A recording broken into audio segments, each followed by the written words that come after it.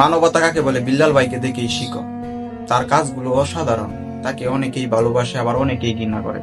যারা ঘৃণা করে তারা হয়তো মানবতার কাজগুলো দেখতে পারে না, তাদের মন মানসিকতা ভালো না, তাই বিল্লাল ভাইকে অতটাই ঘৃণা করে। বিল্লাল ভাইয়ের কাজগুলো অসাধারণ। এত সুন্দর একটা দৃশ্য মানে মন ছুঁয়ে যাইতেছে। এটা কিন্তু তোমাদের জাস্ট উপহার, পুরস্কার দেওয়া হচ্ছে, অন্য কিছু মনে করো না। হ্যাঁ,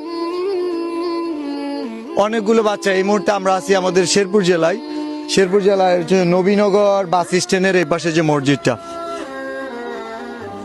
আসসালামু আলাইকুম, ভালো আছেন? মানে আমরা এই দৃশ্যটা দেখে থামলাম। আপনি ইমাম সাহেব? পরিচালক আচ্ছা, পরিচালক। এখানে স্টুডেন্ট কতজন আছে? আছে আমাদের 40 জন মতো আছে। আচ্ছা, ঠিক আছে। ওরা অনুমতি ছাড়া হয়তো নিচে কিছু আবার মনে করেন, এটা জাস্ট আমরা উপহার দিছি। কারণ ইসলামের এটা একটা সৌন্দর্য। বিলাল ভাই না? জি, ভালো আছেন?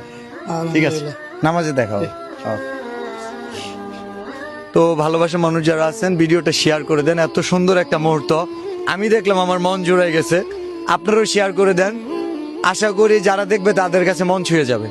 থ্যাংক ইউ, আসসালামু আলাইকুম।